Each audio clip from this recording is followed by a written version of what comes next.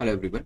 So these are the three channels जो कि YouTube के हैं, जिस पे आपको रेगुलर बेसिस पे वीडियोस मिलते हैं। सुबह 6 बजे आपको सबसे पहले हिंदू एनालिसिस मिलता है फर्स्ट चैनल के ऊपर, नेटवर्क यूपीएससी के अंदर। सेकंड चैनल नेटवर्क जो है, वहां पर आपको 7 बजे एमसीक्यू चैलेंज मिलता है ताकि आप प्रीलिम्स के लिए रेडी हो जाएं और एमसीक्यूज की प्रैक्टिस कर पाएं। देन थर्ड आपका चैनल जो है वो करंट अफेयर्स के शॉर्ट्स के लिए, ताकि मिनिमम पॉसिबल टाइम में आपकी रिविजन जो है वो इन शॉर्ट्स के थ्रू हो जाए, जिसमें विद इन 1 मिनट के अंदर जो क्वेश्चन है वो आपको आंसर करने होते हैं। इससे आपका जो रिस्पॉन्स टाइम है वो भी इंप्रूव होता है, बिकॉज आपको पता है कि टाइमिंग जो है वो स्क्रीन पे चल रही होती है और 1 मिनट के अंदर आपको क्वेश्चन का आंसर करना होता है। चलिए, तो इन तीनों चैनल्स को आप देख सकते हैं यूट्यूब के ऊपर, नेटवर्क यूपीएससी या नेटवर्क लिख दीजिएगा, तीनों चैनल लाइन बाय लाइन आपको आ जाएंगे। Otherwise, if you're not able to find these channels, you can send me a message on Telegram @prince_luthra के ऊपर। I'll share the link with you। चलिए,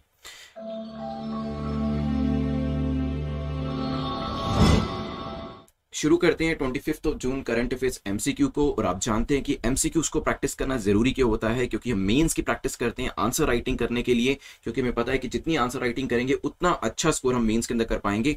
but कहीं ना कहीं एमसीक्यूज की जो प्रैक्टिस प्रीलिम्स के लिए हमें करनी चाहिए वो हम उतनी बेहतर तरीके से नहीं कर सकते और करते नहीं है। तो वो यहाँ पर अगर हम डेली बेसिस पे एमसीक्यूज को प्रैक्टिस करना शुरू करें, देन देयर आर चांसेस जो आपकी प्रोबेबिलिटी को इंप्रूव कर देते हैं, जिससे कि आप एमसीक्यूज के अंदर जो एक आपकी एलिमिनेशन की आर्ट होती है, या फिर क्वेश्चन में how to read between the lines, correct incorrect, जब हम मिसरीड करके क्वेश्चन को गलत कर देते हैं, वो सब चीजों को हम धीरे धीरे इंप्रूव करना शुरू कर देते हैं और प्रीलिम्स एग्जाम जो है वो यहाँ पर क्रैक कर पाते हैं।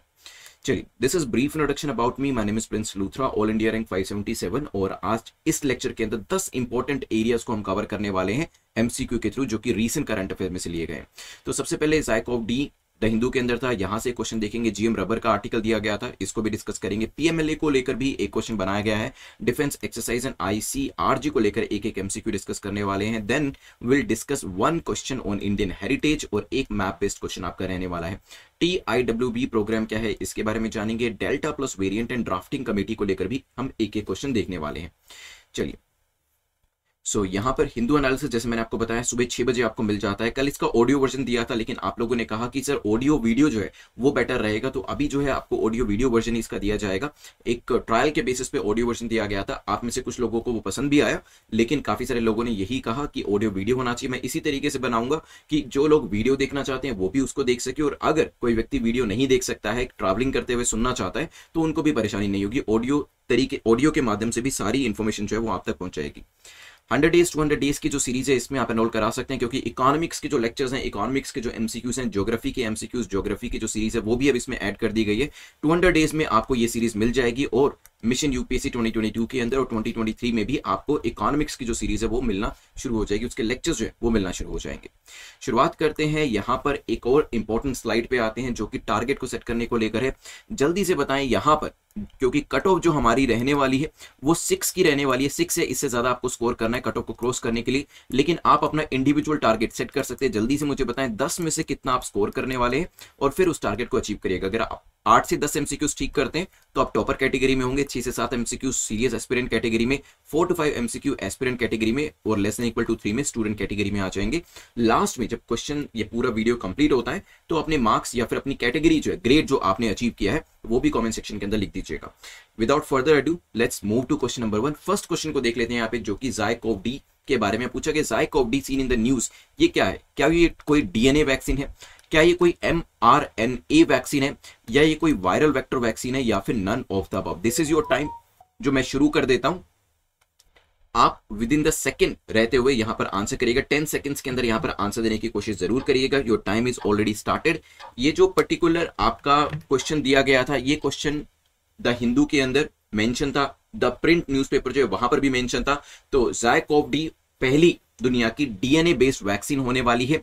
टाइम आपका कंप्लीट हो चुका है, सो आंसर भी मैंने आपको बता दिया है। डीएनए बेस्ड वैक्सीन है, इसके बारे में भी और चीजें जानेंगे। आंसर आपका क्या हो जाएगा? A will be the correct answer.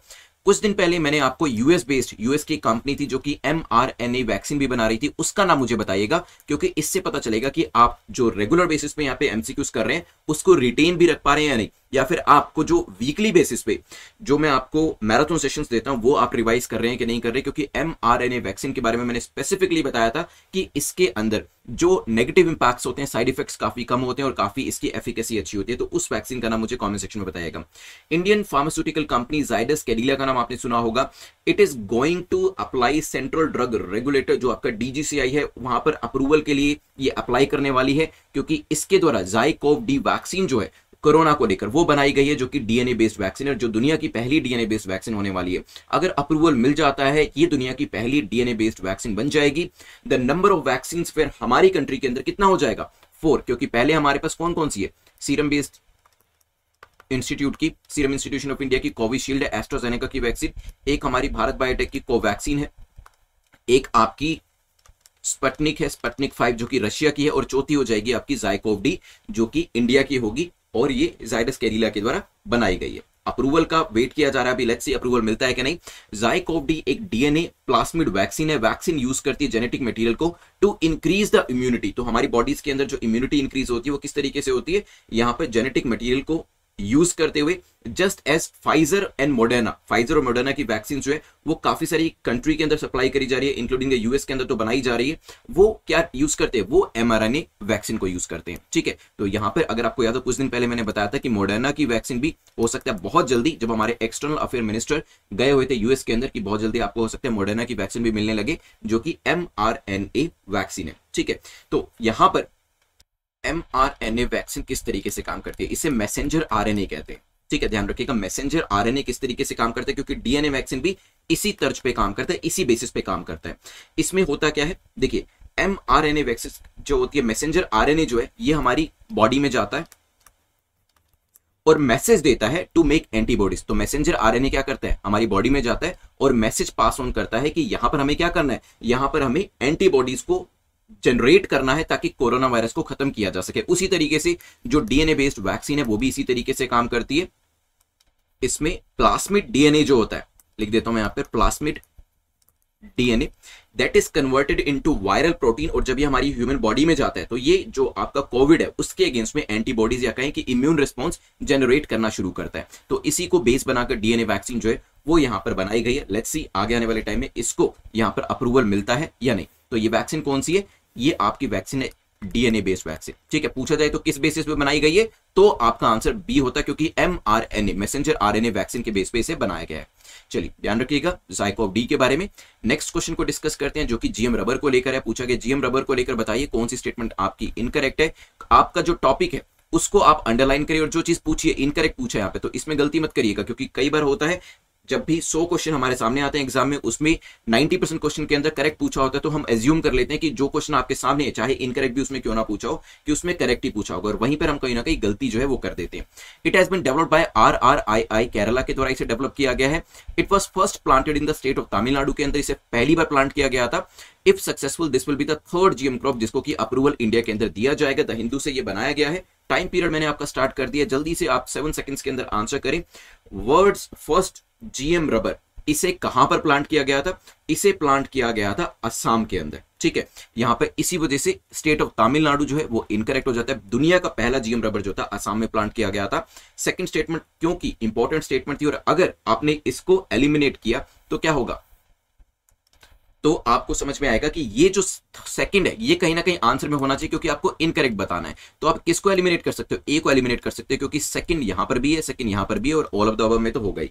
अब आते हैं यहाँ पे जीएम रबर के बारे में डिस्कशन करते हैं। GM rubber was developed in biotechnology laboratory at rubber research institute of India, जो कि कोटायम के अंदर है। It was planted at rubber board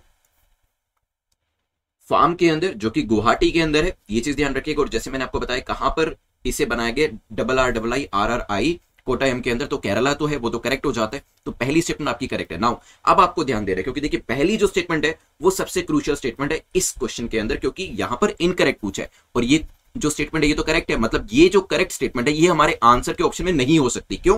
क्योंकि हमें इनकरेक्ट बताना था। तो जहां पर भी 1 आपको दिखाई दे उसको आपको एलिमिनेट करना पड़ेगा। तो आप ये ए को भी एलिमिनेट कर सकते हैं, सी को भी एलिमिनेट कर सकते हैं, क्योंकि 1 यहां पर भी दिया है, और ऑल ऑफ द अबव में तो 1 हो गई, तो इसको एलिमिनेट कर दीजिए। बाकी बचा क्या? B. It means second statement तो इनकरेक्ट हमने पहले ही देख ली थी। थर्ड स्टेटमेंट जो है वो भी आपकी इनकरेक्ट हो जाती है। आंसर हो जाएगा बी। थर्ड स्टेटमेंट इनकरेक्ट क्यों है? क्योंकि क्या ये थर्ड क्रॉप है? जल्दी से बताएं। देखिए अगर सक्सेसफुल रहता है पूरा जो एक एक्सपेरिमेंट किया जा रहा है, so this will be the second crop, क्योंकि अभी तक बीटी कॉटन जो है उसको अप्रूवल दिया गया, और अप्रूवल किसके द्वारा दिया गया? जीईएसी के द्वारा। ये कल हमने डिस्कस किया था।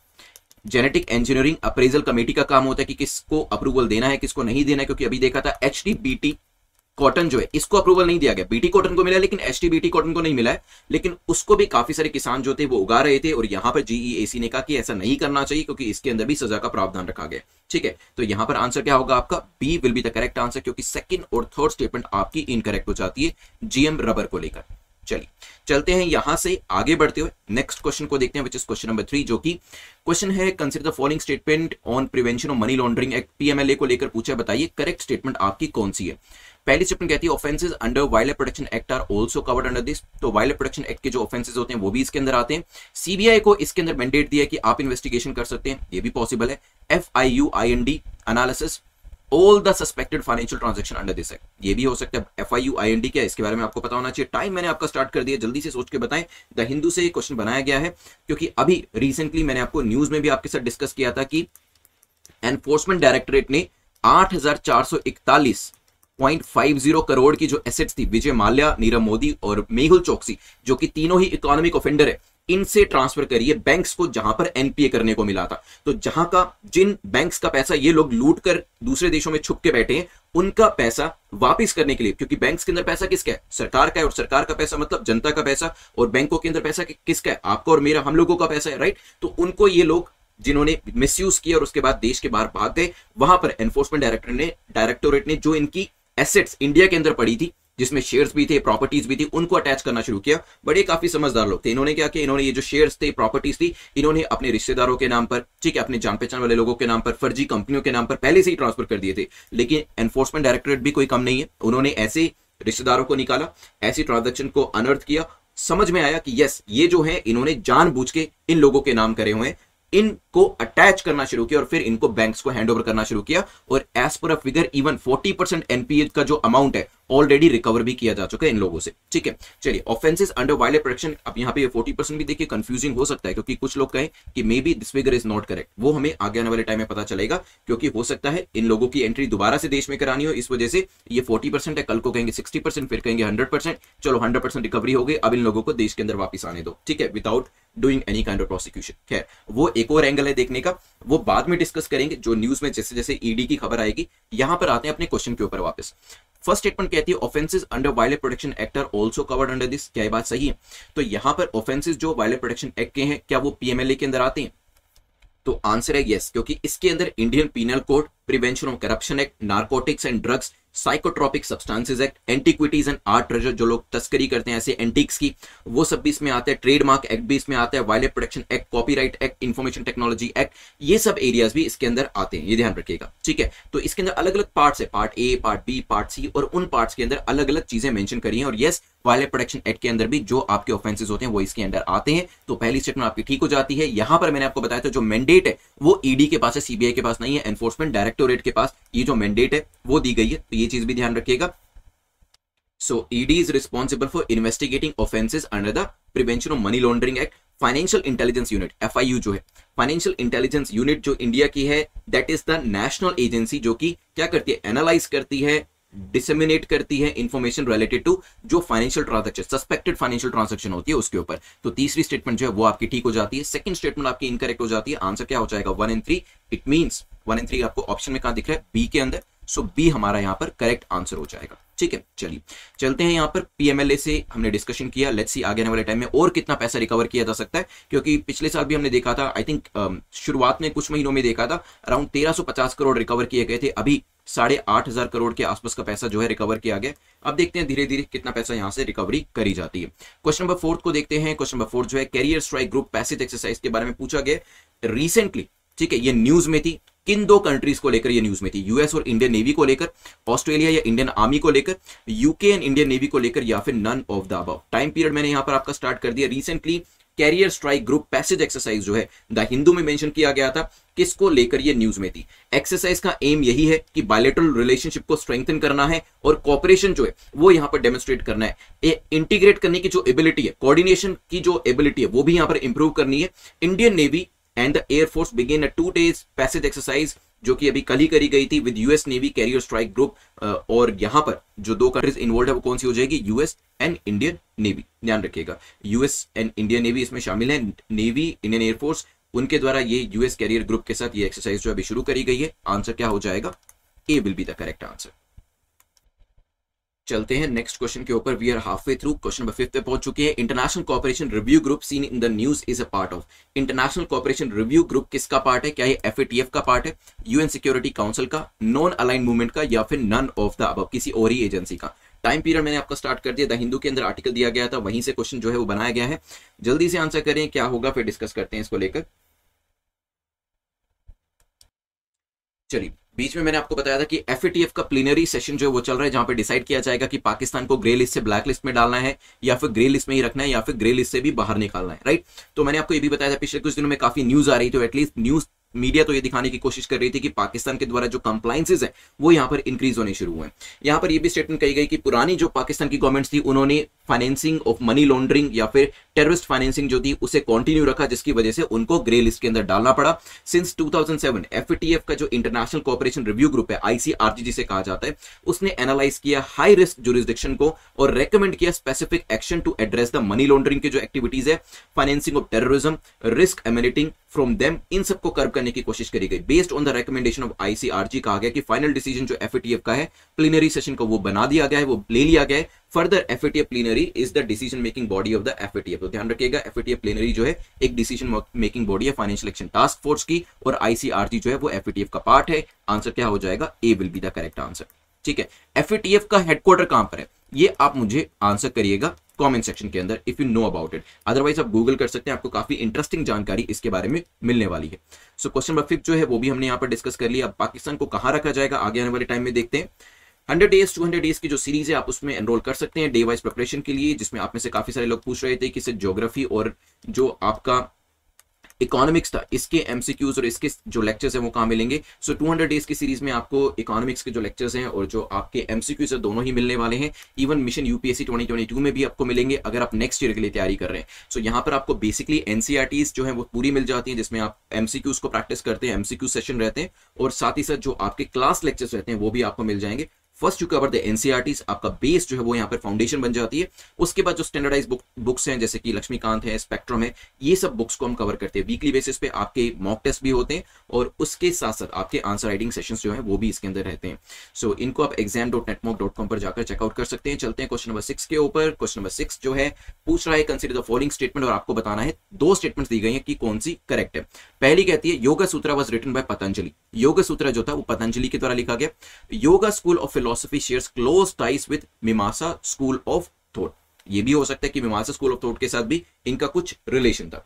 आंसर करें, मैं टाइम यहां पर स्टार्ट कर देता हूं। इंडियन एक्सप्रेस से क्वेश्चन बनाया गया है और इसका कॉन्टेक्स्ट क्या था वो भी मैं आपको बताऊंगा कि ये न्यूज में क्यों था कि उसके ऊपर क्वेश्चन बनाया गया। फिर हम देखेंगे कि योगा स्कूल का किससे क्या रिलेशन है।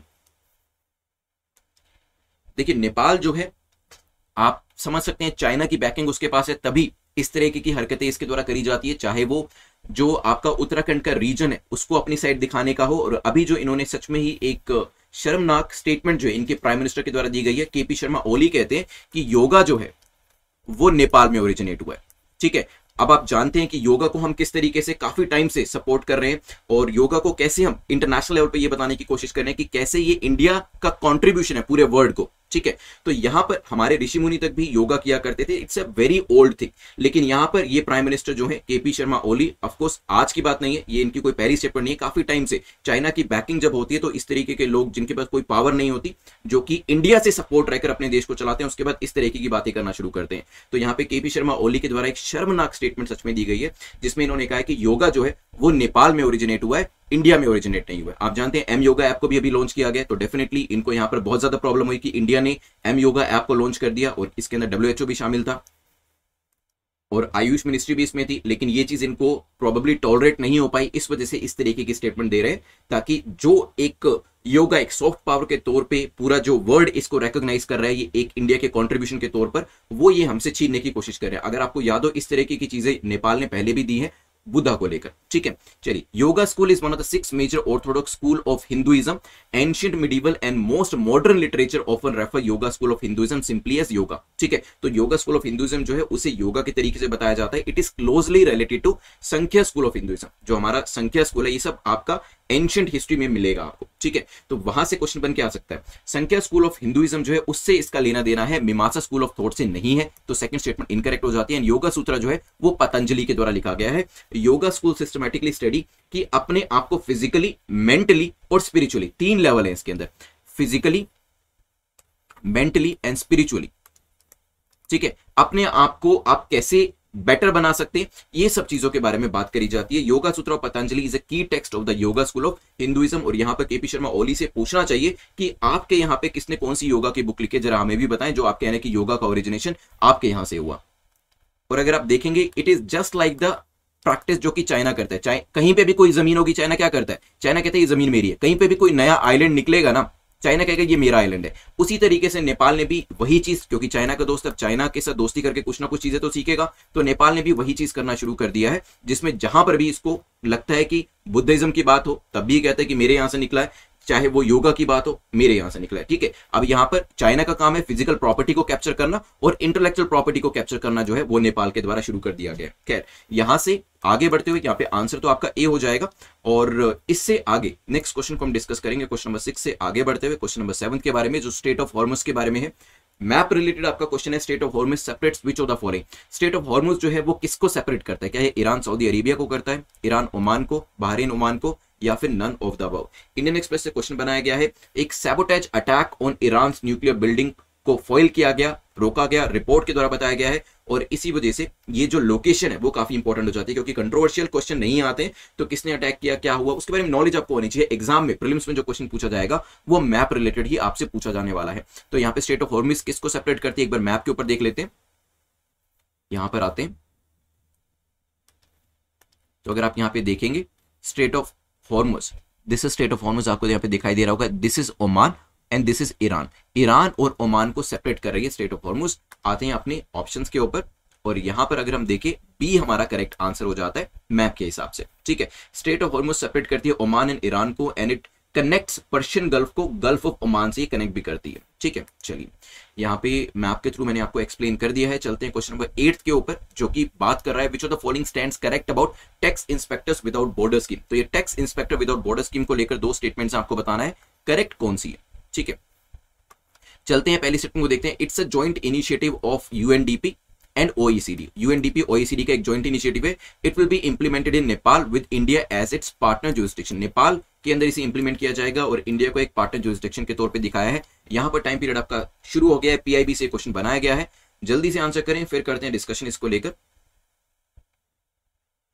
चलिए, यहां पर देखिए, नेपाल से तो वैसे ही हमारे रिलेशन अच्छे नहीं, तो इस तरीके की चीज हम उनसे कहां ही उनके साथ शुरू करेंगे, जब उनके प्राइम मिनिस्टर ऐसी स्टेटमेंट देते हैं कि योगा उनके वहां से निकला है। इट मींस कहीं ना कहीं वो क्या कर रहे हैं, हमारी कल्चरल हेरिटेज को हाईजैक करने की कोशिश कर रहे हैं। तो यहां पर सेकंड स्टेटमेंट आपकी इनकरेक्ट है, बिकॉज भूटान की जो tax inspector without borders program है, इसे लॉन्च किया गया in partnership with India. So the name of the country जिसके साथ इंडिया ने पार्टनरशिप करी है वो भूटान है, ना कि Nepal. And is it a joint initiative of UNDP and OECD. तो पहली स्टेटमेंट आपकी ठीक हो जाती है। ये जो आपका टीआईडब्ल्यूबी है, टैक्स इंस्पेक्टर विदाउट बॉर्डर्स, ये एक जॉइंट इनिशिएटिव है UNDP United Nation development programme का, साथ ही साथ OECD organisation of economic cooperation and development भी इसमें शामिल है। They launched its programme in Bhutan today. India को इसका पार्टनर जुरिसडिक्शन के तौर पर यहां पर इलेक्ट किया गया, ठीक है। This program is expected to be about 24 months duration, 2 साल तक ये चलने वाला है। इंडिया इसमें कोलैबोरेट करेगा, यूएनडीपी भी रहने वाला है इसके अंदर, और भूटान के अंदर तो ये लेकर आया ही गया है। इसके अंदर किया क्या जाएगा, जो भूटान है, भूटान कंट्री जो है, यहां पर इनका टैक्स एडमिनिस्ट्रेशन जो है उसको स्ट्रेंथन किया जाएगा। इनको टेक्निकल नो हाउ दिए जाएंगे। यहाँ पे जो टैक्स ऑडिटर्स होंगे उनको स्किल्स प्रोवाइड किए जाएंगे, और यहाँ पे बेस्ट ऑडिटिंग प्रैक्टिसेस जो होती है वो भी शेयर करी जाएगी। Focus of the programme will be in the area of international taxation and transfer pricing को लेकर। तो यहाँ पर आंसर क्या हो जाएगा, A will be the correct answer, क्योंकि पहली स्टेटमेंट आपकी ठीक है, सेकेंड आपकी करेक्ट नहीं है। चलिए, TIWB tax inspector without borders. आते हैं क्वेश्चन नंबर 9 के ऊपर, जो कि पूछ रहा है as per WHO which of the following strains is or are currently under variant of concern. तो इसमें से कौन से स्ट्रेन ऐसे हैं जिसको कि वेरिएंट ऑफ कंसर्न जो है वो माना गया WHO के हिसाब से। टाइम मैंने आपका यहाँ पे स्टार्ट कर दिया है। Whether it is B16172 delta AY1 जिसे डेल्टा प्लस कहा जाता है या फिर AY2। द हिंदू के अंदर न्यूज थी कोरोना वायरस को लेकर, आप जानते हैं कि डेल्टा प्लस AY2 आजकल काफी न्यूज में है, नए नए वेरिएंट से वो निकल के आ रहे हैं। तो यहाँ पे delta plus is a variant of concern, ऐसा हमारी गवर्नमेंट के द्वारा कहा गया। और अगर हम WHO की बात करें तो World Health Organization as of June 14 उन्होंने क्लासिफाई किया B16172 जो डेल्टा है, जिसकी वजह से सेकेंड वेव हमें देखने को मिली। ठीक है, यहां पर इसको एज वेल एज इसका जो ऑफशूट है, इसके दो ऑफशूट है डेल्टा के, delta plus AY1 and AY2, इन दोनों को ही इसके साथ साथ वेरिएंट ऑफ कंसर्न जो है वो माना गया। Delta plus as the variant is sometimes refer to as in informal name. So far there are only 4 international VOC, जिसमें अल्फा है, बेटा है, गामा है एंड डेल्टा है। और डेल्टा के जो दो ऑफशूट है AY1 AY2, इनको भी यहां पर इसके अंदर कवर किया गया। तो आंसर क्या हो जाएगा यहाँ पे? All of the above, C will be the correct answer. चलते हैं यहां से आगे बढ़ते हुए आज के लास्ट क्वेश्चन के ऊपर। क्वेश्चन नंबर 10 बात करता है who among the following were members of drafting committee of Indian constitution. इसमें से हमारी ड्राफ्टिंग कमेटी जो थी इंडियन कॉन्स्टिट्यूशन की, इंडियन पॉलिटी का बेसिक क्वेश्चन है, लेकिन पूछा क्यों गया? क्योंकि ये न्यूज में आया था। और मैंने आपको टाइम एंड अगेन बताया, चाहे वो ज्योग्राफी हो, हिस्ट्री हो, पॉलिटी हो, जो भी चीजें इनको लेकर या इसके किसी भी टॉपिक को लेकर न्यूज में आएगी, वो टॉपिक स्टैटिक में जाके जरूर पढ़िएगा, उसको मार्क कर दीजिएगा, क्योंकि उस साल के लिए वो टॉपिक काफी इंपॉर्टेंट हो जाता है। द हिंदू के अंदर एक आर्टिकल दिया गया था जिसमें ड्राफ्टिंग कमेटी का मेंशन किया गया था एडिटोरियल के अंदर। तो ये जो चीज है काफी इंपॉर्टेंट हो जाती है, क्योंकि स्टैटिक क्वेश्चन भी वही आते हैं जो कहीं ना कहीं करंट अफेयर्स के अंदर अपीयर होते हैं। तो क्या यहाँ पर DP कैतान थे, BL मिटर थे, M सादुल्ला थे। तो यहाँ पे 3 नाम आपको दिए, जल्दी से मुझे बताएं इनमें से कौन कौन था। On 29 August 1947 the drafting committee of Indian constitution was appointed and इसके अंदर 7 मेंबर्स थे, जो कि मैं अभी आपको दिखाने वाला हूं। Drafting committee elected BR Ambedkar as its chairman. तो यहाँ पे हमारे जो कॉन्स्टिट्यूशन के चेयरमैन थे कॉन्स्टिट्यूशन कमेटी के, वो थे जो आपके BR अंबेडकर जी हैं। और फर्स्ट मीटिंग जो थी 30 अगस्त 1947 को हुई थी। तो भीमराव अंबेडकर जी की अध्यक्षता के अंदर कौन कौन से मेंबर थे? क्या इन तीनों में से कोई थे या नहीं थे, वो बताइए। So answer is all of the above, ये तीनों ही थे, क्योंकि 7 मेंबर्स के नाम मैं आपको दिखा देता हूं कौन कौन से थे। और उनके द्वारा पूरा कॉन्स्टिट्यूशन जो था ऑलमोस्ट 2 साल 11 महीने के अंदर रेडी किया गया था। अलादी कृष्ण स्वामी अय्यर थे, एन गोपाला स्वामी थे, BR अंबेडकर तो थे ही, KM मुंशी थे, मोहम्मद सादुल्ला थे, BL मित्र थे एंड DP कैतान थे। ठीक है, चलिए तो यहाँ पर 10 क्वेश्चन हमारे कंप्लीट हो गए। एक्टिव रिविजन अभी हम करने वाले, you know the meaning of active revision, जिसमें मैं आपसे सिर्फ क्वेश्चन पूछूंगा और आपको उसके आंसर देते जाना है। ठीक है, उसके अलावा भी जो भी चीजें आपको स्क्रीन पे दिखाई देती हैं उसको लेकर जितनी चीजें आप रिकॉल कर पाए वो रिकॉल करने की कोशिश करिएगा, because this is the best strategy to recall and revision. क्योंकि यहां पर ये चीज ध्यान रखिएगा, there is a guy A and there is another guy B। अगर A 5 चीजों को रिकॉल कर पाता है और B 9 चीजों को रिकॉल कर पाता है, इसकी प्रोबेबिलिटी ज्यादा हो जाती है एग्जाम को क्रैक करने की, क्योंकि इन 9 चीजों में से जो क्वेश्चन के अंदर स्टेटमेंट्स आएंगी वो ज्यादा हो जाती है। और यहां पर इट्स जस्ट लाइक कि कोई व्यक्ति 1 बुक पढ़ के जाता है और कोई व्यक्ति 2 बुक पढ़ के जाता है, तो प्रोबेबिलिटी इसकी ज्यादा है अगर दोनों ने अच्छे तरीके से वो बुक पढ़ी है। ठीक है, क्योंकि नॉलेज बैंक जो है इसका ज्यादा हो जाएगा। तो यहां पर आपको, क्योंकि आपने ये पूरा लेक्चर देख लिया, कोशिश करें ज्यादा से ज्यादा चीजों को रिकॉल करने की। यहां पर DNA वैक्सीन, mRNA वैक्सीन दी थी, जल्दी से बताएं mRNA वैक्सीन किसके द्वारा बनाई जाती है? 2 कंपनीज के नाम मैंने आपको बताए थे। DNA वैक्सीन भी इसी के ऊपर बेस्ड है। मैसेंजर RNA आपकी बॉडी के अंदर जाता है और उसके बाद इम्यूनिटी को डेवलप करना शुरू कर देता है। ठीक है, ये आपकी लेकर आई जा रही है आपकी जो कंपनी है कैडिला के द्वारा, और हो सकता है इसको बहुत जल्दी अप्रूवल भी मिल जाए। GM रबर जो है, जल्दी से बताएं GM रबर को कहां पर उगाया गया? केरला RRII इसको लेकर आया, पहली बार इसे असम में लेकर आया गया था। और अगर अप्रूवल मिलता है तो BT कॉटन के बाद दूसरी ऐसी क्रॉप होने वाली है जो कि GEAC के अप्रूवल का यहां पर वेट करेंगे। इसके बाद GM रबर के बाद नेक्स्ट जो हमारा था मनी लॉन्ड्रिंग एक्ट को लेकर हमने डिस्कशन किया था, PMLA को लेकर। जल्दी से बताएं यहाँ पर मैंडेट किसको दी जाती है? क्योंकि फाइनेंशियल इंटेलिजेंस यूनिट जो है वो यहाँ पर जितने भी सस्पेक्टेड फाइनेंशियल ट्रांजैक्शंस होती हैं उसके बारे में बात करती है। साथ ही साथ ऑफेंसेस जो होते हैं वायलेंट प्रोटेक्शन एक्ट के अंदर वो भी इसमें देखे जाते हैं। इसमें जो पावर दी गई है वो एनफोर्समेंट डायरेक्टर को दी है, CBI के पास नहीं है, ध्यान रखिएगा। इसके बाद डिस्कशन हमारा हुआ था नेक्स्ट क्वेश्चन को लेकर, क्वेश्चन नंबर 4 जो था career strike group passage exercise को लेकर था। Career strike group passage exercise किस किस के बीच में अभी रिसेंटली न्यूज में है? US और इंडियन नेवी को लेकर ये न्यूज में, ध्यान रखिएगा। द हिंदू के अंदर क्वेश्चन दिया गया था। इसके बाद स्ट्राइक्स जो एक्सरसाइज थी, इससे आगे बढ़ते हुए नेक्स्ट क्वेश्चन को देखते हैं। Next question number 5, international cooperation review group seen in the news, it's a part of, किसका पार्ट है? पाकिस्तान को लेकर ये न्यूज में था और ये FATF का पार्ट है। FATF के हेडक्वार्टर के बारे में मुझे जरूर बताइएगा कमेंट सेक्शन के अंदर। इसके बाद वेरियस प्रोग्राम्स जो हैं उसको आप exam.netmoc या फिर netmoc.com पर जाकर एनरोल कर सकते हैं। क्वेश्चन नंबर 6 को देखते हैं जो कि योगा सूत्रा को लेकर था। किसके द्वारा योगा सूत्रा लिखा गया, जल्दी से बताएं। ये जो स्कूल है संख्या स्कूल से एसोसिएट करता है। इंडियन एक्सप्रेस के अंदर आर्टिकल दिया गया था जिसे मैंने केपी शर्मा ओली के द्वारा जो एक क्लेम किया गया है वो भी मैंने आपको बताया था। यहां से आगे बढ़ते हुए क्वेश्चन नंबर 7 को देखते हैं जो कि स्ट्रेट ऑफ हॉर्मुज को लेकर है। ये किसको सेपरेट करता है, ये हमने मैप के ऊपर देखा था। ईरान और ओमान को ये सेपरेट करता है और किसको कनेक्ट करता है वो भी मैंने आपको यहाँ पर बताया था। आप भी चाहें तो कमेंट सेक्शन के अंदर उसे रिकॉल करके बता सकते हैं। देन हमें टैक्स इंस्पेक्टर विदाउट बॉर्डर की जो स्कीम है इंडिया किसके साथ लेकर आया, जल्दी से बताएं। OECD एंड UNDP की स्कीम है जिसके अंदर क्या किया जाता है, टैक्स रिलेटेड स्किल्स और इन्फॉर्मेशन जो वो यहाँ पर शेयर करी जाती है और भूटान के साथ इसे लेकर आया गया है। ठीक है, फिर हमने क्वेश्चन नंबर 9 को देखा था, वेरियस जो वेरिएंट ऑफ कंसर्न थे उसको लेकर। तो जल्दी से बताएं इसमें कौन कौन से वेरिएंट ऑफ कंसर्न है, alpha, beta, gamma and delta, और डेल्टा के अंदर AY1 एंड AY2 भी इसके अंदर शामिल है। चलिए इससे आगे बढ़ते हुए लास्ट क्वेश्चन, क्वेश्चन नंबर 10 के अंदर हमने क्या देखा था, who among the following were members of drafting committee of Indian constitution. तो इंडियन कॉन्स्टिट्यूशन ड्राफ्टिंग कमेटी में कौन कौन मेंबर थे, BR अम्बेडकर इसके अंदर हेड थे और इसमें जो बाकी के मेंबर्स थे उनके नाम भी आप यहाँ पर देख सकते हैं। चलिए सो 10 क्वेश्चन हमारे यहाँ पर कंप्लीट होते हैं। आपको जो सैटरडे है, सैटरडे संडे को मैराथन सेशन मिलेगा, उसे जरूर अटेम्प्ट करिएगा। 50 क्वेश्चंस होंगे, 50 क्वेश्चन में 100 मार्क्स, 60 की यहाँ पे कट ऑफ रखी गई है, तो उसमें देखिएगा कि आप 60 स्कोर कर पा रहे हैं या नहीं।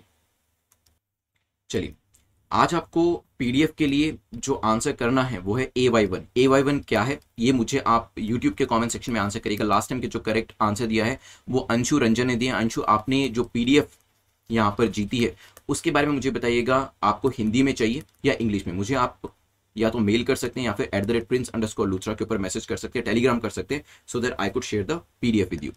जो मेंस के क्वेश्चंस हैं वो आपको हिंदू एनालिसिस 6 बजे वाले लेक्चर के अंदर, सुबह 6 बजे वाले लेक्चर में मिल जाता है। उसका आंसर आप मेंस में करिएगा। इंटरव्यू का क्वेश्चन भी वहां पर मिल जाता है, उसे आप इंटरव्यू वाले ग्रुप के अंदर आंसर कर सकते हैं। नेटमॉक UPSC is the name of the second channel जिसको आप सर्च करके सब्सक्राइब कर सकते हैं।